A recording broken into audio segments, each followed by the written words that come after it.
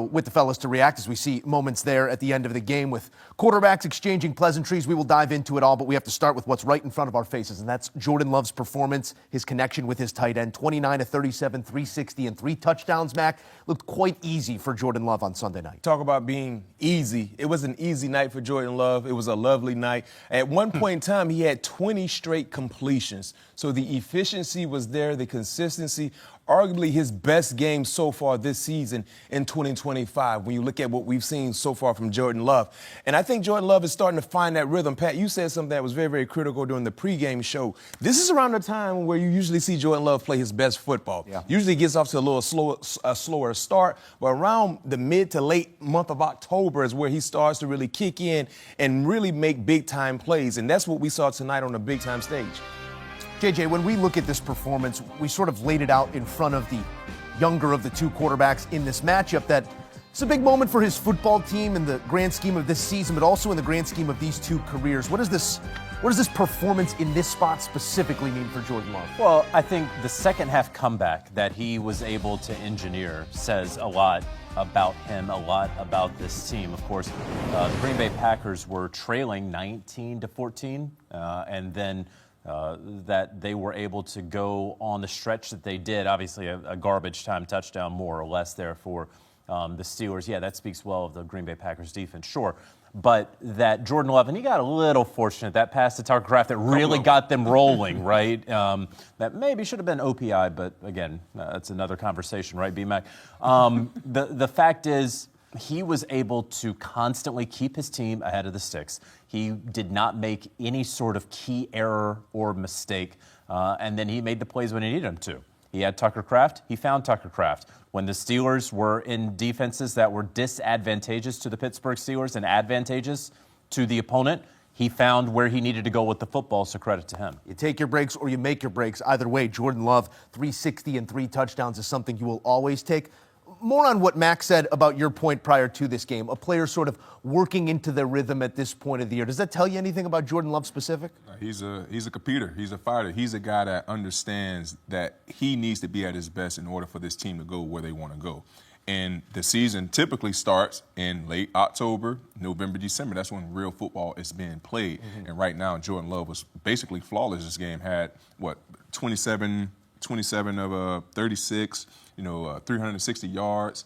I mean, he had a game today, and that's what they're going to need from Jordan Love moving forward. And also the defense.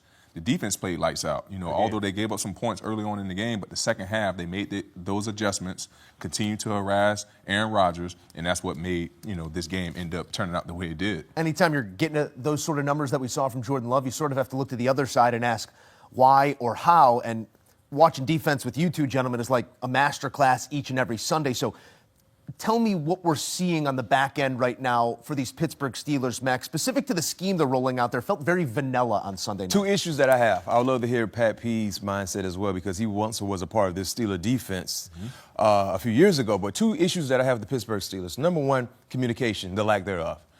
The guys are not on the same level. The second-level guys and the third-level guys, which is the linebackers and the defensive backs, they're never on the same level in terms of zone drop-its or passing off coverage in man concepts. Anytime you see guys communicating their hands up, trying to echo and get things going on, clearly someone does not know exactly what they're supposed to do, or they're not aware of who is helping them potentially in a combo coverage-like situation. And then outside of that, it's all about knowing the hot man. What we saw tonight, they played the same defense they played against Jamar Chase on Tucker Kraft. The Jamar Chase defense just let you just wide open. Mm-hmm. Tucker Kraft was the hot man. That was the guy that Jordan Love was really making a creative relationship flourish before our eyes in the passing game. And you cannot allow the hot man to just be open. And the last thing, too many man-to-man concepts. When you play against the Pittsburgh Steelers, especially in third down, you line up in single high. You're basically showing your hands to the opposing quarterback into what you're doing, and that's why we see man beaters. Think about this. When you watch Pittsburgh, offenses play against Pittsburgh,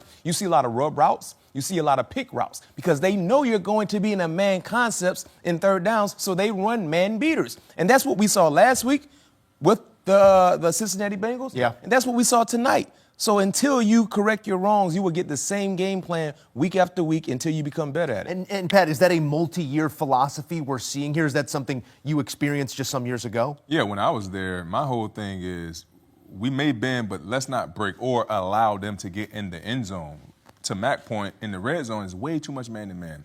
We got to take our lumps and understand that they already are in field goal range, so now we can't allow teams to score. And what's the easiest defense for a team to score in? Man. Man-to-man. Man-to-man. And that's what the Pittsburgh Steelers was living and dying in that red zone. That's why they end up giving up so many points. All right, Joe Flacco, real quick, JJ. 342 yards and 3 touchdowns. Tonight, Jordan Love, 360 and 3 touchdowns. Sort of price in of a matter of admission 2 right ball now. games, over 700 yards from In the 2 air. different quarterbacks in the air. Yeah. 6 total touchdowns in the air. Following up on what you all said, does it have anything at all to do with there being some newer pieces in the back end, don't have that time to gel? We had an injury tonight with Deshaun Elliott. The age that's back there, right? Jalen Ramsey isn't a spring chicken anymore.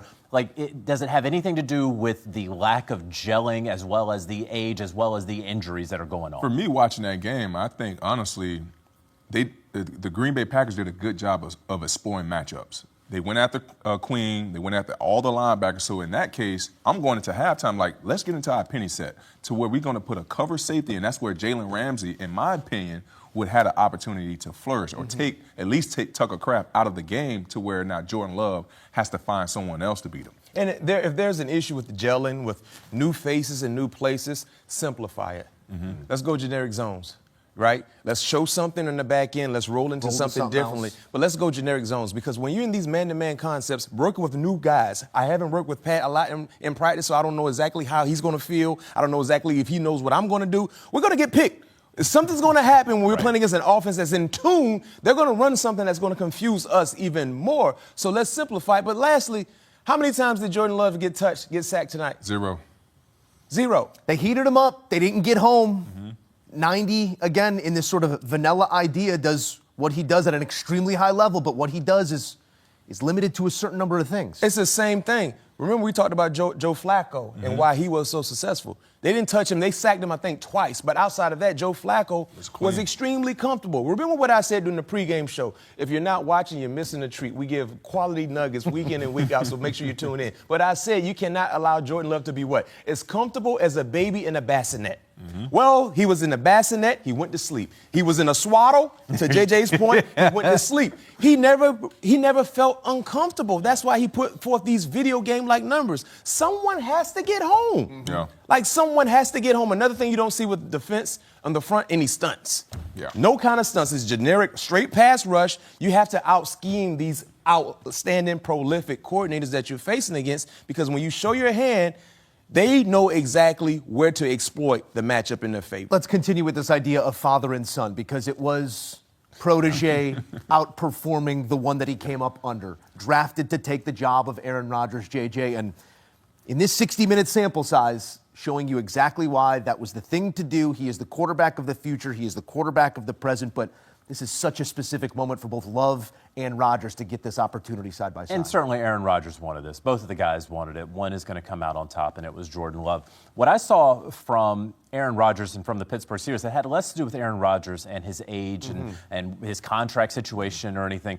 You talk about how they went, what was it, Pat? 1 of 10 1 of 10 on third down. Yep. When you look at it, not just 1 of 10 on third down, but 7 of those 10 were third and long situations. So they were behind the sticks most of the night. Third and long being 3rd and 7 plus. That was 7 of their 10 opportunities there to extend their drives. In the second half, they had 3 3-and-outs. And so, Aaron Rodgers is he's going to get some incompletions here that should not have been incompletions. And, to not have a leading receiver, Roman Wilson had 71 yards. DK Metcalf was number 2 with 55 yards. You're not paying $30 million a year for 55 yards in primetime against a Super Bowl contending team like the Green Bay Packers. That is why the Pittsburgh Steelers are going to be in the market for wide receiver help ahead of the trade deadline. They have been. They frankly have been for years now, but they will continue to be in these next 8 days trying to find another wide receiver out there who can come in and help them, because they clearly need it in this moment with Any Aaron Rodgers. suitable names? It's hard because you may want a top tier sort of guy, but teams aren't parting with those guys. Like you're going to hear a Jalen Waddle, for example. The Dolphins don't want to part with Jalen Waddle. But if you can find someone that you can send a third or a fourth round pick for, knowing that you're going to get that pick back in compensatory picks in the 2026 draft. They got a bunch of third round picks. They would love to do that. They could have a wide receiver like George Pickens, perhaps. We're looking at this broadly right now in terms of team needs, but let's look at the division more broader speaking. The Ravens get their second win of the season. The Pittsburgh Steelers suffer a loss here. Obviously, a nice head start here, let's say, for the Pittsburgh Steelers, but this isn't the type of performance that gives you the sort of belief that they have everything they need or can perform at the level they need to hold off a Lamar Jackson-led Ravens team. Mac, we look at the schedule ahead. What does this look like to you when you see back-to-back losses, a big one upcoming with the Colts, prime time with the Chargers before you can come up for some air, mate? I'm a bit concerned. I am a bit concerned for two reasons. Number one, Baltimore, this was the most important game for the Ravens today 14 and 18. against 14 Chicago. and 18. You got Action Jackson on the home stretch. This was the most important game for the Ravens because they could not afford to go 1-6 without Lamar Jackson. Now they're 2-5. And they get potentially Lamar Jackson might be back. If he's back on a short week against Miami, that's a winnable ball game, right? And if he finds his stride along with the defense doing what they did today, making timely stops, you have to keep your eye on your rearview mirror. And then for the Pittsburgh Steelers, they're like a 4x1 team where the anchor leg is not really like that. And what I mean when I say that, if you know anything about tracking 4x1s, when you get out of the blocks, your first leg and your second leg, they usually do a good job. But your third and your fourth leg got to be able to bring it home. What have we seen with the Pittsburgh Steelers in years past? The month of December has been horrible. The inability to finish well. The inability to go into January football thriving. Both sides of the ball. Both sides of football and not surviving. We've seen this storyline before. Now it's starting to surface a little earlier in the year from what we've seen the last 2 weeks. And you have the Colts coming to town. That schedule that you talked about, Joe, it won't get easier in the second half. So you need to be playing your best football, and you also need to know you need to create more separation from the next best team in your division, who is the Baltimore Ravens, who's shown the ability to hit that stride when you have a superstar player like Lamar Jackson. So I'm a bit concerned because you cannot afford to be in the midst of a 3-game losing streak, and your other next best opponent is starting to win. You got to be able to do what they couldn't do tonight, and that is adjust on the fly. We'll see what sort of adjustments they make, but I will say this 4x1, I got us versus anybody. Facts. Let's do it. Quarterbacks in their first game against a former team. Aaron Rodgers against the Packers comes up with a loss here. And he didn't join history. Nope. Joining what? He would have been the fifth. He would have been the fifth. Would have been the fifth to beat all 32, but as JJ said in pregame again, tasty nuggets. Maybe it's not his last year. Who's the name? Favre. Steelers Nation, man. This one hurts in a whole new way. We go into the night thinking we've got a shot, thinking this is the moment. The Steelers led 16-7 in halftime, and for a while you could believe this was their night. But what we witnessed after the break was brutal. The Packers flipped the script, outplayed us, and took over every facet of the game. The final was 35-25, but this wasn't a 10-point loss. It felt like a collapse in slow motion. First off, the Packers quarterback Jordan Love was electric. 29-37, 360 yards, 3 touchdowns. He tied a franchise record with 20 straight completions. They simply adjusted at halftime and took advantage of every weakness the Steelers laid bare. The Steelers, meanwhile, we scored 3 field goals through Chris Boswell and snatched a few first-half moments, but when the fourth quarter hit, the defense folded, the offense stalled, and the momentum flipped like a light switch. And speaking of defense, good grief! The unit that was supposed to be a source of strength just got exposed. There were big third-down conversions for Green Bay, there were explosive plays allowed, that 59-yard catch-and-run to Kraft that started the comeback is going to haunt us.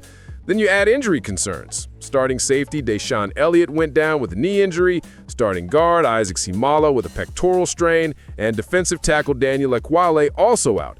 It's not just we got beat, that's we're brittle and exposed. And here's one of the most embarrassing parts. The crowd, the Steelers, at home. The Steelers, folks. The silence, the chants of Go Pack Go ringing through Acrisure Stadium while the home side faded away. Rodgers himself admitted he used a silent count at home because the crowd was so impacted by the visiting fans. Let that sink in. If you're wearing black and gold, that should cut deep, because you don't just lose the game, you lose your house. But here's what we flip it. This is fixable, yes, if we act now. The Steelers still have weapons, the offense can still move the ball, the kicking game gave us points. Now we need adjustment, we need identity, we need spine. No more giving up when it matters most. No more turnovers or no takeaways for 3 straight games. No more saying we'll learn from this as though that's enough. Learning in the NFL means winning the next week. So here's the call to action for Pittsburgh. Clean up third down defense and offense. Make sure injuries are handled, depth steps up. Reclaim the home stadium. Show up in the second half. Show up as the team we believe we're capable of being. Because 4-3 is good, but could have been better is a dangerous place, especially in this division. Steelers Nation, drop in the comments. Do you think this is a blip or a sign of bigger issues? Are we still confident this squad can dominate like we expect? Smash that like button if you're with the fight. Hit subscribe so you stay locked in, because the next game will not wait and neither will the critics. Let's rise. We still can.